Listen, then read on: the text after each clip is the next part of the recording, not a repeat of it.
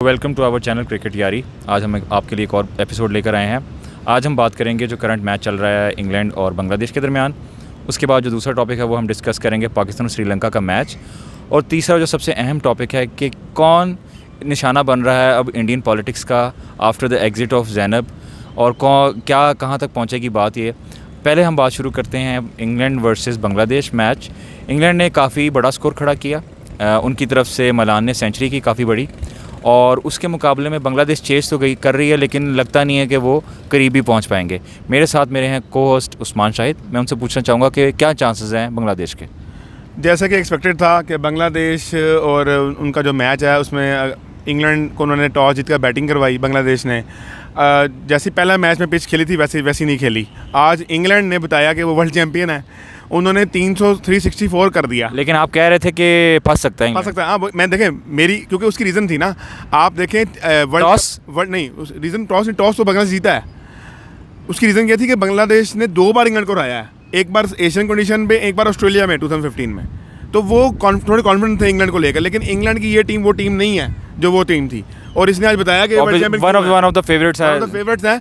आज 364 किया मलान ने मारा, आपके दूसरे ओपनर जॉनी बेयरस्टो ने 50 की, आपके वन डाउन जो रूट जो टीम में वापस आए हैं उन्होंने स्कोर किया। मुसलसल 50 तो जो रूट की तरफ से लाजमी होती है, वो तो इसीलिए तो वो उनके सबसे मैंने आपको कहा था वो जो कामनेस जो रूट टीम को देते हैं ना इंग्लैंड की टीम को, वो ही इंपॉर्टेंट होगी और वो उन्होंने आज किया भी। जो रूट जैसी कंसिस्टेंसी हम एक्सपेक्ट करते हैं बाबर से। अगला टॉपिक जो मैं लेकर आ रहा हूँ, जो पाकिस्तान और श्रीलंका का मैच है, अनएक्सपेक्टेडली नज़र ये आ रहा है कि श्रीलंका बहुत ही स्ट्रॉन्ग। पाकिस्तान के साथ जो हो रहा है वो यही था। पाकिस्तान की बॉलिंग ने जिस तरह बॉलिंग की है, विविड किस्म की बॉलिंग कर रहे थे, फील्डिंग से कैच नहीं पकड़े जा रहे। ये किस किस्म की कप्तानी हो रही है, मेरी तो समझ से बाहर है। Babar was clueless. आप कप्तानी को सारा ब्लेम ना दें। जो इतने टॉप वर्ल्ड क्लास बॉलर बने हुए शाहीन और हारिस रऊफ, उनको तो 9 की एवरेज स्कोर पड़ा है। बिल्कुल पड़ा है। मैं अब बाबर उनकी जगह बॉलिंग तो नहीं कर सकता। देखिए बाबर की जगह बॉलिंग कर सकता, लेकिन बाबर देखें जब बाबर ने इफ्तिखार का चेंज किया और उसके बाद मेंडिस की विकेट आई, जब उसने एक तरफ से स्कोर रोका, दूसरी तरफ मेंडिस ने हिट करने की कोशिश की, वो आउट हो गए। तो ये चीज़ें बाबर को पहले लेके आनी चाहिए। जब वो प्लेयर आउट हुआ था, आपका सेकंड प्लेयर आउट हुआ था, तब बाबर ने पेस बॉलर लगा दिए। उन्होंने पेस बॉलर को अच्छी तरह धोया। जब उन्होंने अच्छी तरह धो लिया तो बाबर साहब को याद है, ओहो मेरे पास तो थर्ड ऑप्शन भी है, मैं तो उस पर भी जा सकता था पार्ट टाइम। वो जो हमारे इफ्तिखार साहब हैं, जैसे ही इफ्तिखार ने आप देखा 3 ओवर कितने अच्छे किए हैं। उन्होंने 3 ओवर में आई थिंक 8-9 रन दिए थे उस वक्त, पहले 10-12 रन दिए थे, ज़्यादा नहीं दिए थे। उसके बाद जब जैसे ही मेंडिस की विकेट आई है तो थोड़ा सा पाकिस्तान ने उसके बाद एक और आउट किया, तो थोड़ा स्लो डाउन हो गए हैं। अभी भी मुझे लगता है 350 स्कोर हो जाएगा जो ये मैं थोड़ा सा डिसएग्री करता हूँ इस बात से, क्योंकि देखें बाबर को समझा जाता है कि उनके पास वर्ल्ड के टॉप क्लास बॉलर्स हैं। उनके पास 2 नसीम शाह तो नहीं है गोया, लेकिन हारिस रऊफ भी हैं और इसके साथ साथ शाहीन अफरीदी भी हैं। लेकिन दोनों से एक्सपेक्ट करते हैं कि जल्दी विकेट लें। अब वो जल्दी विकेट नहीं लेंगे तो इसमें बाबर का कसूर नहीं। देखें वो शाहीन ने बाय द वे चांस निकाला भी था, दो चांस, एक हाफ चांस मैं कंसिडर करूँगा, लेकिन ठीक है वो कैच होना चाहिए आजकल के क्रिकेट में जो उन्होंने ड्रॉप किया है शाहीन अपनी बॉलिंग पे। और लेकिन जो इमाम ने बड़ा सिंपल सा कैच ड्रॉप कर दिया पॉइंट पर, उस वक्त मेंडिस हार्डली 15-20 फील्डिंग का स्टैंडर्ड आप कह रहे हैं बहुत बिलो एवरेज है। बहुत बिलो एवरेज था। 2 कैच छोड़ दिए आपने।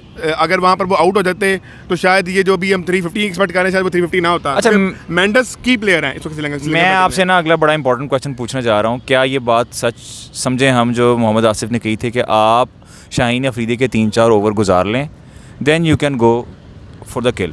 नहीं, मैं आसिफ ने बहुत ही फजूल किस्म का बयान दिया है कि शाहीन का 3-4 ओवर निकाल नहीं, वो हमें नज़र आ रहा है ना। नहीं, वो देखें नज़र आ रहा वाली बात नहीं है ना। आसिफ ने तो पूरी की पूरी बॉलिंग लाइनअप आपकी कह रही कि सारी की सारी ऑर्डिनरी बॉलिंग लाइनअप है। देखिए अभी जो मैचेस हुए हैं उसमें ऐसी कोई मतलब एक्सेप्शनल नज़र भी नहीं आई हमें। एक्सेप्शन नज़र नहीं आई आप। लेकिन आप ये देखें आज जिस तरह के विकेट खेल दिया, कोई इतनी विकेट के अंदर वो पेस। अच्छा चलें मैं आपसे ये पूछता हूँ कि अभी तक जितने मैचेस हुए हैं सबसे बेस्ट बॉलिंग अटैक किसका लगा है आपको, बेस्ड ऑन जो उन्होंने खेला है वहाँ पर? अभी प्रॉब्लम पता क्या है, अभी एक मैच खेला है हर टीम ने, लेकिन अगर नहीं आप तमीज़ मत बांधें, आप बताएं। अगर देखें अभी एक आप इंडिया का नाम लेने से कतरा नहीं, इंडिया नहीं है। क्या कैसे हो सकता है भाई? उन्होंने 200 से पहले बुक कर दिया। इंडिया ने 200 से पहले बुक कर दिया। जो पिच थी उसमें इंडिया के 3 for 5 भी तो हो गए थे ना, वो पिच ऐसी थी। तो उसके बाद देखें कोहली इज एक्स्ट्राऑर्डिनरी। कोहली को आप छोड़ दें, आप उनकी बॉलिंग को एक्स्ट्राऑर्डिनरी कहने से क्यों कतरा रहे हैं? देखिए मेरी बात सुने, आपने अगर उनकी बॉलिंग देखी थी तो उनके स्पिनर्स ने आउट किए, उनके पेस बॉलर्स ने आउट नहीं किए। लेकिन match के अंदर। लेकिन बुमराह से खेला भी नहीं जा रहा था। तो नहीं खेला क्या नहीं जा रहा था, बुमराह को 47 स्कोर लगा था ओवर्स में, ठीक है, उस ट्रैक पे 47 स्कोर। चले आपसे मैं पूछता हूँ कि पाकिस्तानी मेरे ख्याल से अगर आप मुझसे पूछेंगे कि बेस्ट बॉलिंग अभी तक कौन सी लगी, अगर मैं दो मैच इंग्लैंड और न्यूजीलैंड खेल चुकी हैं तो न्यूजीलैंड की बॉलिंग कदरे बेहतर लगी है मुझे अब तक इस टूर्नामेंट में, जिसके पास सारी बेसिस कवर्ड है। वहाँ सेंटर ने 5 विकेट ली हैं। सेंटर ने 5 की पहले मैच के अंदर उसने हैनी ने पहले मैच में आउट किए, हैनी ने दूसरे मैच में आउट किए, सेंटर ने 5 आउट किए हैं, बोल्ड अच्छी बॉलिंग कर रहे हैं और अभी वो सोडी को नहीं खिला रहे। अब वो सोडी खेलेगा तो उसके बाद वो क्या करेगा वो तो मुझे समझ से बाहर। अच्छा, मैं आपसे एंड पे ये पूछना चाहूँगा, अगर ये पाकिस्तान मैच हार जाता है तो इसका सारा ब्लेम किसके ऊपर आएगा? मोस्ट प्रोबब्ली आपकी बॉलिंग पे आएगा, आपकी कैप्टनसी पे आएगा। अच्छा, कैप्टनसी आपने सेकंड नंबर पे रख दी है, चलें ठीक है, बॉलिंग पे आएगा। लेकिन क्या हम एक्सपेक्ट कर सकते हैं कि शायद बाबर आजम की तरफ से एक बड़ी इनिंग्स? उम्मीद है कि आज बाबर आजम अच्छी बड़ी इनिंग खेलें, क्योंकि अगर बाबर आजम ने द ग्रेट बाबर आजम बनना है तो उसके लिए उन्हें आज ये इनिंग खेलनी पड़ेगी। अदरवाइज़ बाबर आजम, जैसे हमने पहले भी अपनी वीडियो में बताया कि बाबर आजम फिर जो बाबर का विरासत से कंपेयर किया जाता है, कंपेरिजन करने की ज़रूरत नहीं है फिर हमें। इट ऑल डिपेंड्स के how Pakistani team players against their spinners, क्योंकि स्पिनर्स के अगेंस्ट थोड़ा सा हिचकिचाते हैं, स्पेशली बाबर। हम देखते हैं कि आखिर पाकिस्तानी टीम ये बड़ा टोटल चेस करने में कामयाब होती है कि नहीं। आखिर में चंद विकेटें गिर तो गई, लेकिन फिर भी काफ़ी बड़ा स्कोर उन्होंने खड़ा कर लिया। एंड पे मैं आपसे जो सबसे अहम और इम्पॉर्टेंट सवाल लेकर आया हूँ वो है हमारे एक और क्रिकेट के बहुत बड़े खिलाड़ी और करंट क्रिकेट एनालिस्ट और साबिक पाकिस्तानी कोच वकार यूनुस के बारे में, जिनके बारे में ये न्यूज़ आ रही है इंडिया से कि शायद अब ज़ैनब के बाद वो भी इस चीज़ का निशाना बन रहे हैं, क्योंकि साबिक उनके भी कुछ ऐसे बयानात नज़र आए हैं जो उन्होंने किसी मज़हब के अगेंस्ट कुछ बोले हैं, जो कि वहाँ पर एक अच्छे तरीके से नहीं लिए गए और शायद उस चीज़ का बहाना बनाकर शायद उनको भी यहाँ से निकाल दिया जाए। आप क्या समझते हैं, क्या ऐसा पॉसिबल है? जो ज़ैनब वाले केस में अब तक हुआ है उसमें ज़ैनब ने एक 5-6 साल पहले एक बात कर दी थी, वो एक ट्वीट कर दिया था। अब उस ट्वीट को लेकर अगर ज़ैनब को थ्रेट मिल सकते हैं तो वकार यूनुस ने तो रिसेंटली 2021 वर्ल्ड कप के बाद रिजवान के बारे में एक बात की थी, जो कि जिस पे काफ़ी इशू भी बनाया गया था। इंडिया के अंदर ऑलरेडी इंडियन पॉलिटिकल एक जमात है, स्पेसिफिकली मैं उसका नाम लेना चाहूँगा, उसने ये इशू बनाया था इस पर। और उसके अलावा हमारे जो क्रिकेट के स्पोर्ट्स जर्नलिस्ट हैं इंडिया के बड़े टॉप के, विक्रांत गुप्ता साहब, उन्होंने भी ये चीज़ बड़ी माइंड की थी और उनको फिर बाद में उन्होंने कहा था कि वकार को ऐसी बात नहीं करनी चाहिए थी, जिस कैलिबर के वो प्लेयर थे। वो हम भी समझते ऐसी बात नहीं करनी चाहिए थी, क्योंकि बात करनी चाहिए नहीं थी, लेकिन उन्होंने कर दी, उन्होंने बात कर दी, तो इसमें ऐसी कोई बात नहीं है मेरे ख्याल से। लेकिन ये चीज़ वकार के लिए शायद हो के उनको भी थ्रेट मिल रही है। अच्छा, क्रिकेट ओडीआई गेम जो कि ऑलरेडी एक डाइंग फॉर्मेट है, हमने देखा कि काफ़ी क्राउड भी कम हो गया है T20 के मुकाबले में।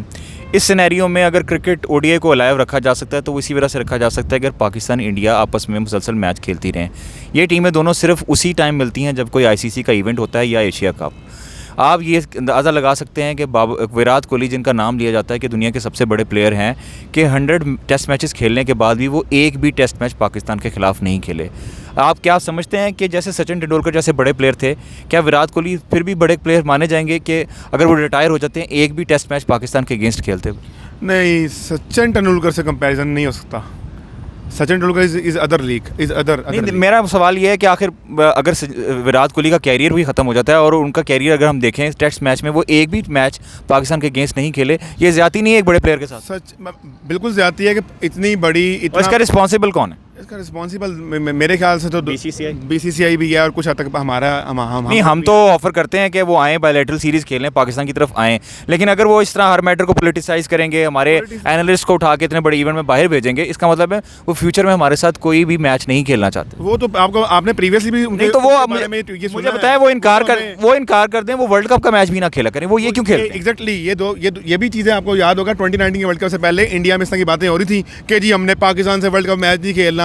फिर उसमें उनके जो लेजेंड है सुनील गावस्कर, उसने बयान दिया कि भाई अगर फाइनल में आ जाए तो फाइनल छोड़ दो के खेलना पाकिस्तान के खिलाफ। ये किस किस्म की फजूल बातें करते हैं बैठकर वो उनके लोग वहाँ पे मीडिया के अंदर, समय से बाहर है। मैं तो अच्छा, ये शायद सारी बातें जो हैं पोलिटिसाइज़ हो जाती हैं ऊपर तले ही, लेकिन अवाम दोनों तरफ जो है वो क्रिकेट देखना चाहती है। आपने देखा कि इंडियन अवाम ने पाकिस्तानी प्लेयर्स का इस्तकबाल किस तरह से किया। ऐसे ही अगर इंडियन प्लेयर्स पाकिस्तान भी आएंगे तो उनका ऐसे ही इस्तकबाल किया जाएगा, लेकिन कम अज़ कम आप कभी सौरव गंगोली से पूछें, आप कभी गंभीर से पूछें, इवन गौतम गंभीर, आप बहुत अगेंस्ट पाकिस्तान है, लेकिन रिसेंटली एक शो में उनसे बात की गई थी, उनसे पूछा गया पाकिस्तान के एक्सपीरियंस, उन्होंने कहा बहुत एक्सीलेंट वो मेरा एक्सपीरियंस था, हमें वहाँ पर बिल्कुल बहुत अच्छा ट्रीट किया गया था। मतलब वो भी तारीफ़ कर रहे हैं, सौरव गंगोली तारीफ़ करते हैं, धोनी तारीफ़ करते हैं इस चीज़ की। लेकिन उम्मीद हम अगर वो टीम यहाँ पर आएगी तो हम उन्हें सारा आंखों पर बैठाएंगे, लेकिन वो आने को तैयार ही नहीं है। बिल्कुल। इसके साथ ही जो दूसरा मेन मुद्दा जो नज़र आया है वो ये है कि वक़ार यूनुस की बात तो हो ही रही है। जो पाकिस्तानी जो बोर्ड है उसने इतराज़ किया है कि बहुत सारे शायकीन जो वहाँ पर जाना चाहते हैं, प्रेस के लोग वहाँ पे नहीं पहुँच सके अभी तक, जबकि हम ऑलमोस्ट सारी पहला राउंड आप समझ रहे हैं हो चुका है और कोई भी प्रेस का बंदा और लोग वहाँ पर नहीं पहुँच सके।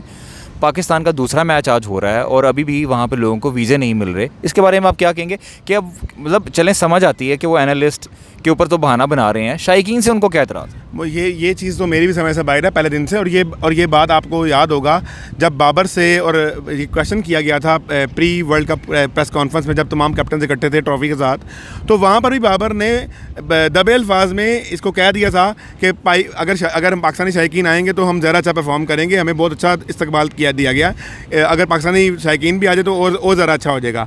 लेकिन अब मुझे नहीं समझ आ रही कि इतना हवा क्यों बनाया जा रहा पाकिस्तान के इस तरह इस सारे के सारे सहाफ़ियों पर और स्पेक्टेटर्स के इधर इंडिया आने पर।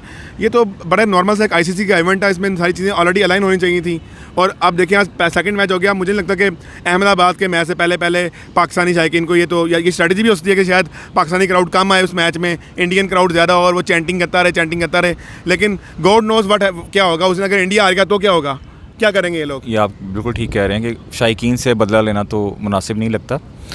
इसके साथ ही हम अपने प्रोग्राम का इख्तिताम करते हैं। आपसे मुलाकात होगी अगली वीडियो में। हमारे चैनल को यूँ ही सब्सक्राइब करते रहिए, देखते रहिए और सराहते रहिए। कमेंट बॉक्स में अपने कमेंट्स का इज़हार ज़रूर कीजिए। Thank you so much.